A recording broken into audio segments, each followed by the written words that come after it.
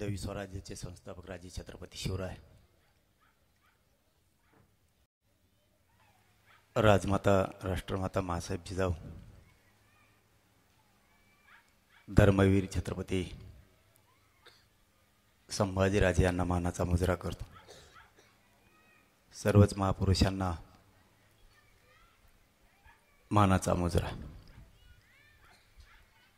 व्यासपीठावर संत महंत मंडळी, व्यासपीठावरील सर्व अन्य प्रतिनिधी आणि आपण सगळे जमलेले माऊल्यांना सगळ्यांना मानाचा जयश्वर। आज आजेगावमध्ये हिंदवी स्वराज्याचे छत्रपती शिवरायांच्या पुतळ्याचं अनावरण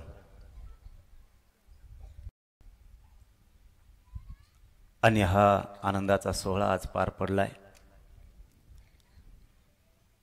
भव्य दिव्य असा छत्रपती शिवरायांचा पुतळा आपण उभा केला, त्याबद्दल तुमचं मनापासून सगळ्या आजेगावकरांचं कौतुक करतो।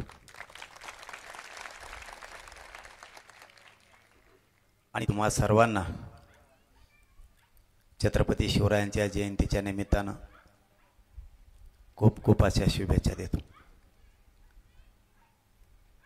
संत सेवालाल महाराजांच्या जयंती निमित्त त्यांना खूप खूप शुभेच्छा देतो। हे काय तुमचं हे बुळबुळ हिशोब चालला काय आताच लय रोकटोक काम दिसतं हो तुमचं।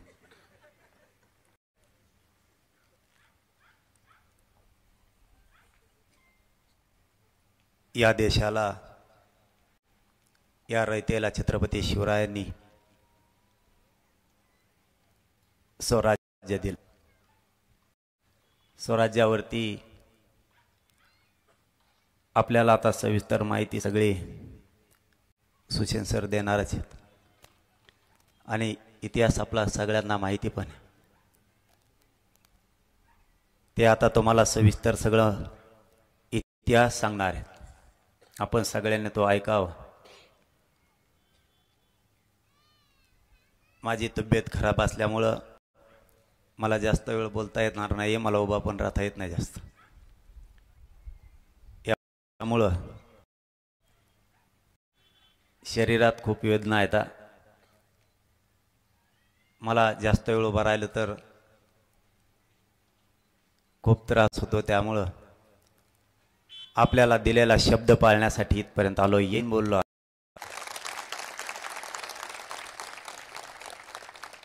कारण मला इथून आणखी आता लगेच धाराशिवला जायचं, प्रवास होतोय। उद्या सकाळी कार्यक्रम आज करून तिथं मुक्कामी जायचं। ते दिसत नाही तरी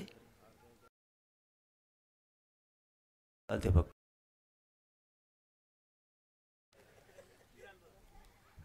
अरे दिसणार म्हणलं त्यांनाच हुसकून दिलं का काय सगळ्यांनी।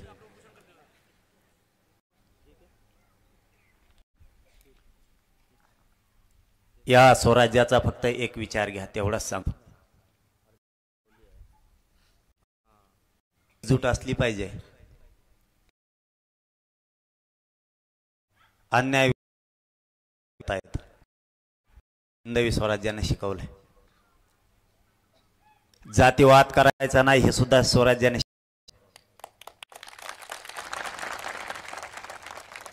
मी एक गोरगरिबांच्या लेकराला आरक्षण मागतोय म्हणजे जातीवाद नाही।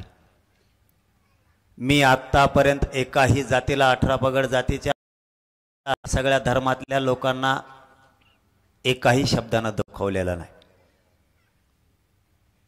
फक्त आपला एकच रूल आहे, आपण नेत्याला सोडित नाही, कारण ते कोणाचंच नाही। पण एकाही जाती धर्माच्या बांधवांना मी आतापर्यंत दुखवलेलं नाही, कधी दुखवणार सुद्धा नाही।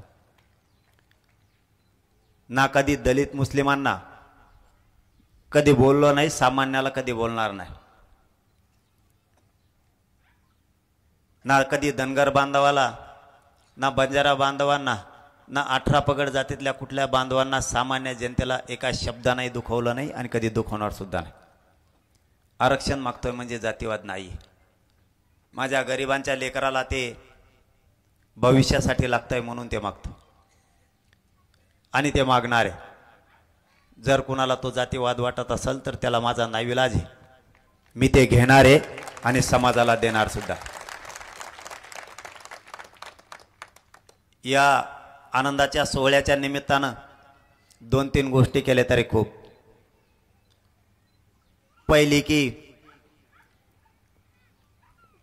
वैयक्तिक असो, सामाजिक असो किंवा राजकीय तुमचा वाद असो, तो सोडून सगळ्यांनी आनंदाने आणि एकजुटीनं राहून एकमेकाला सहकार्य करा.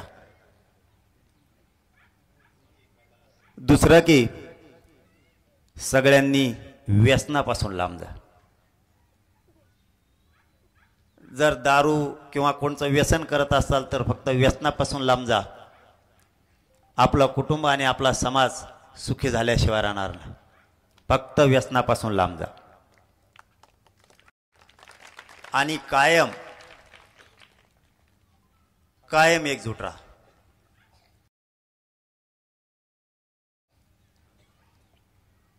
व्यसनामुळे आपल्या कुटुंबाचे हाल होत आहेत. आपले पाहुणे रावळे आपल्यावरती नाराज होतात. आपले गावकरी सुद्धा आपल्याजवळ बसत नाहीत. आपले मित्र सुद्धा आपल्यापासून लांब जातात. म्हणून आपण व्यसनापासून लांब जा. तुमच्या गावात घेतात का? आयला तुम्ही कोणीच बोलणार. बरेच मेंबर आहे काय तुमच्याकडे?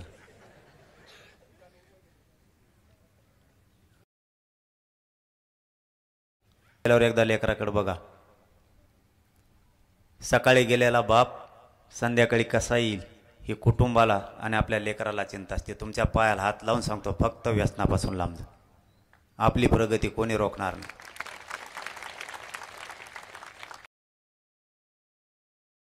आणि बांध टोकरू नका एकामेकाची. त्या 1.5 फुटाच्या बांधासाठी 5-5 पिढ्या आपले लोक एकमेकाला बोलत नाहीये. आपल्याला हा बदल करावा लागणार आहे. लोक म्हणायचे आपला लोक म्हणायचे यांना कधीच आरक्षण नाही मिळालं. तुटीत किती ताकद आहे हे आपण सिद्ध करून दिलंय. म्हणून काही गोष्टीत आपल्याला परिवर्तन करावं लागणार आहे. मनाचंही परिवर्तन करावं लागणार आहे आणि पुढच्या काळात करा.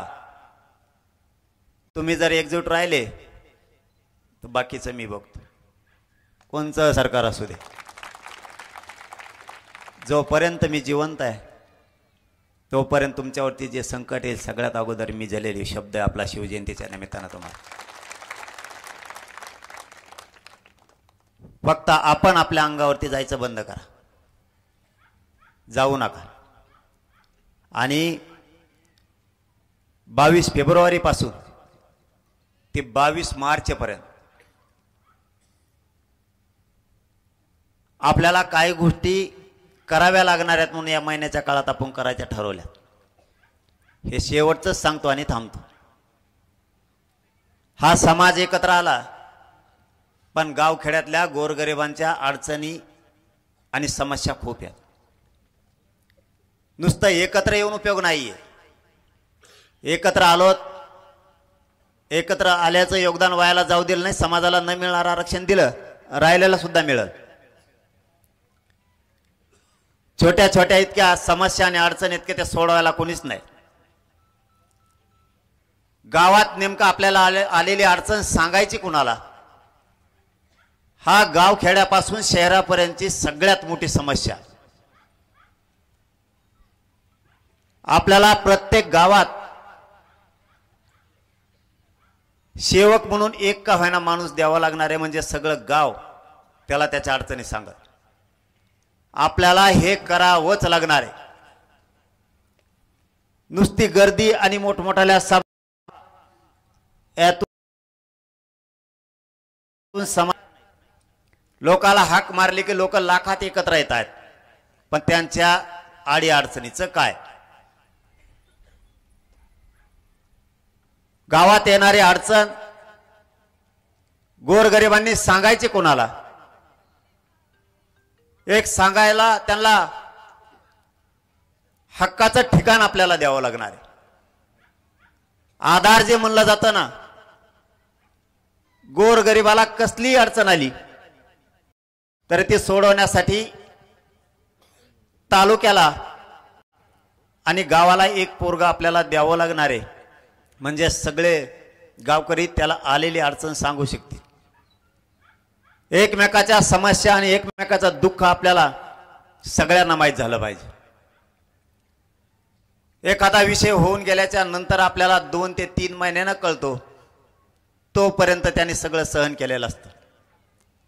मग मुलाच्या शिक्षणाचा असू द्या, मुलीच्या शिक्षणाचा असू द्या, त्याचा हॉस्पिटलचा असू द्या, पोलीस स्टेशनचा विषय असू द्या, किंवा पंचायत समिती तहसीलचा विषय असू द्या, कलेक्टरचा विषय असू द्या, छोट्या छोट्या कामात सुद्धा शेतकऱ्यांपासून गोरगरिबांना अडचण येते, त्यांच्या अडचणी सोडवायला कोणी नाही. म्हणून गावात एक माणूस असलाच पाहिजे की गावकऱ्यांच्या समस्या जाणून घेऊन त्या सोडवायच्या. यासाठी 1 महिना आपण ते काम करतोय आता. म्हणजे आजेगाव ते हिंगोली जिल्हा आणि हिंगोली जिल्हा ते पूर्ण राज्य, महाराष्ट्रातल्या तमाम मराठ्यांना या ठिकाणाहून सांगतो, महाराष्ट्रातल्या प्रत्येक गावात आणि प्रत्येक शहरातून एक का होईना आपल्या समाजाच्या अडीअडचणीसाठी माणूस देणं गरजेचं आहे. तो सेवक म्हणून, मालक नाही. इथं कोणी मालक नाही, इथं कोणी समन्वयक नाही, इथं कोणी नेतृत्व नाही, इथं कोणी नाही ना कोणी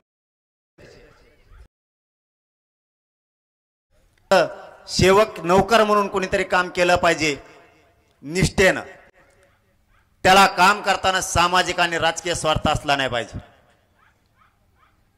त्याच्यापासून हित हे फक्त आपलं नाही, आपल्याला ही मोहीम सुरू करावी लागणार. म्हणून या राज्यात प्रत्येक गावातून आणि प्रत्येक माणसानं 22 फेब्रुवारी ते 22 मार्च पर्यंत कधीही या महिन्याच्या 1 महिन्यात तुम्हाला ज्या दिवशी वेळ मिळेल राज्यातल्या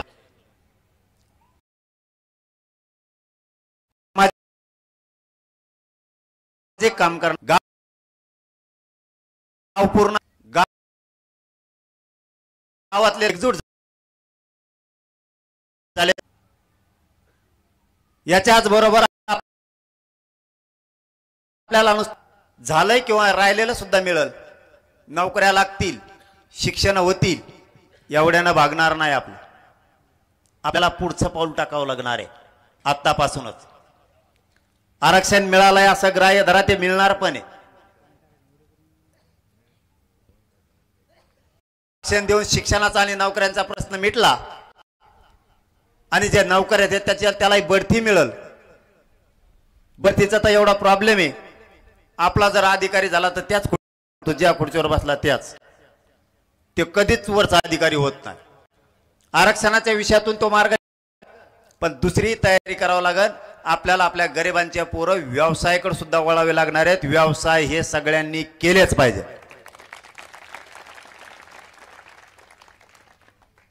म्हणून आपण 1 महिनाभर आता गाव टू गाव जोडतोय. प्रत्येक गावात मालक म्हणून नाही पण सेवक म्हणून एक पोरग देणं गरजेचं आहे, म्हणजे गोरगरिबांच्या समस्या सुटतील. आणि 1 महिन्यात आपण सगळे साखळी उपोषण करते, आमरण उपोषण करते, स्वयंसेवक ज्यांनी ज्यांनी पाठीमागे सभा घेतल्या त्याचे संयोजक आयोजक कोण, आपल्याला हे सगळे त्याच्यामध्ये घेणं गरजेचं आहे. हे काम आपण सगळेजण करा, कारण गोरगरिबाच्या समस्या आपल्यासाठी अत्यंत महत्त्वाच्या आहेत. नसता एकत्र येऊन आपला काही उपयोग नाही. लाखात कोटी समाज एकत्र आला पण गोरगरिबाच्या जर समस्या अडीअडचणी सुटणार नसत्याल तर आपलं एकत्र येऊन काही उपयोग नाही. एक एक टप्पा आपण पार करून गोरगरिबांसाठी आपण सगळ्यांनी उभा राहिलं पाहिजे. आपल्याला सगळ्यांना त्यांना सहकार्य करायचंय. किमान लोकांच्या काही मोठ्या अडचणी नसतात, पण छोट्या छोट्या जरी त्यांच्या अडचणी सुटल्या तरी त्यांना आधार होतो. आधार हा शब्द सगळ्यात महत्वाचा आहे. गोरगरिबांना आधार पाहिजे आणि त्यांचे कामं करण्यासाठी एक का होईना आणि गावाला माणूस पाहिजे. सगळं गाव आपलं आहे, पण पूर्ण गावाला माणसं कधीच काम सांगू शकत नाहीत. एक जर आपण दिलेला असला तर सगळ्या गावकऱ्यांना माहीत होईल. आपल्याला आलेली अडचण याला सांगा, म्हणजे सोडण्यासाठी प्रयत्न होतील.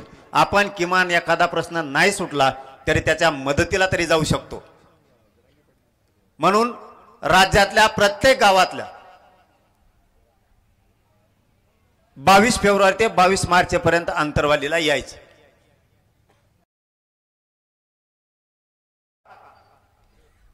आणि एकही गाव जोडायचं आपल्याला ठेवायचं. बाकी काय झालं इकडे कोपऱ्याला? तुमच्याकडे लवकरच सुरू होतं वाटतं, मला आमच्याकडे 9च्या नंतर असतं.